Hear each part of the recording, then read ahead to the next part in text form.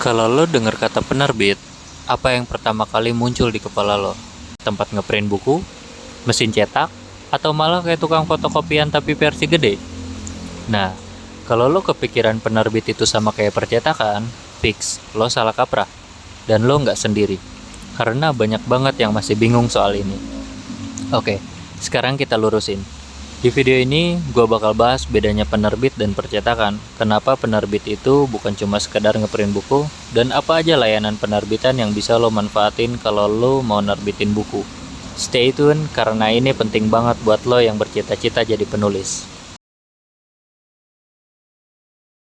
Jadi gini, anggapan bahwa penerbit itu sama kayak percetakan, itu udah kayak ngira tukang masak sama dengan restoran. Padahal beda banget.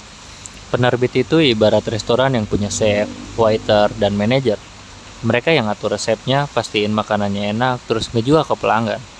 Sementara percetakan, itu cuma bagian dapurnya, yang tugasnya ya masak sesuai pesanan. Jadi jangan heran kalau lo ke percetakan terus bilang, mau nerbitin buku, mereka pasti jawab mau berapa banyak. Sih, mereka nggak bakal bantu proofreading, editing, atau desain cover. Kerjaannya ya cuma cetak doang.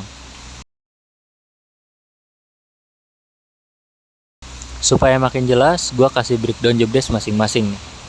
Jobdesk percetakan, menerima file siap cetak, cetak dalam jumlah besar atau sesuai permintaan, menggunakan berbagai jenis kertas dan tinta, produksi buku dalam format fisik.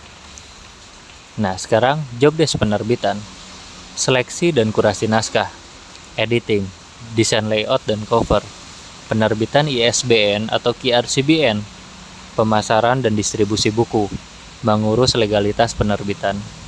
Jadi, kalau lu mau nulis buku tapi nggak mau ribet ngurus editing, ISBN, atau jualan, lu butuh penerbit, bukan cuma percetakan. Tapi jangan salah, penerbit itu nggak cuma ada di dunia perbukuan aja. Ada banyak jenis penerbit yang punya peran berbeda. Penerbit buku, ini yang paling umum. Fokusnya di penerbitan novel, buku akademik, buku anak, atau buku non-fiksi.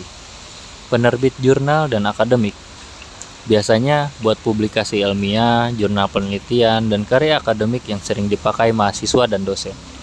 Penerbit media, koran dan majalah, mereka menerbitkan surat kabar, majalah, atau media online yang update berita setiap hari atau periode tertentu. Penerbit musik, nah kalau ini lebih ke industri musik, tempat para musisi ngeluarin lagu-lagu mereka secara resmi. Penerbit digital, yang ini fokus ke e-book, web novel, atau konten digital yang biasa diakses online. Jadi, penerbit itu luas banget. Kalau lo tertarik di dunia penerbitan, lo bisa pilih jalur mana yang sesuai minat lo. Oke, jadi sekarang lo udah paham bedanya. Nah, kalau lo mau nerbitin buku, ini beberapa layanan yang biasanya ditawarin penerbit. Editing dan proofreading. Jangan kira nulis doang cukup. Bahkan, penulis bestseller pun bukunya harus diedit berkali-kali biar nggak ada typo atau plot hole. Desain cover dan layout. Lo pasti pernah dengar, don't judge a book by its cover. Well, kenyataannya, setiap orang lihat cover dulu sebelum beli. ISBN dan legalitas. Kalau lo mau buku lo resmi, bisa dijual di toko buku besar, dan diakui secara hukum, ISBN itu wajib hukumnya. Distribusi dan pemasaran. Buku udah jadi, tinggal dijual. Penerbit biasanya punya jaringan ke toko buku, marketplace, bahkan bisa bantu promosi di media sosial. Jadi guys, penerbit itu bukan percetakan. Kalau lo mau cetak buku tanpa ribet, lo datang ke percetakan. Kalau lo mau buku lo diedit, didesain, diurus ISBN-nya, dan dipasarkan, lo butuh penerbit.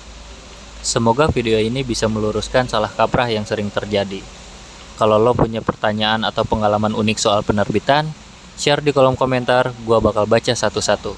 Sampai jumpa di video selanjutnya. Keep writing, keep creating.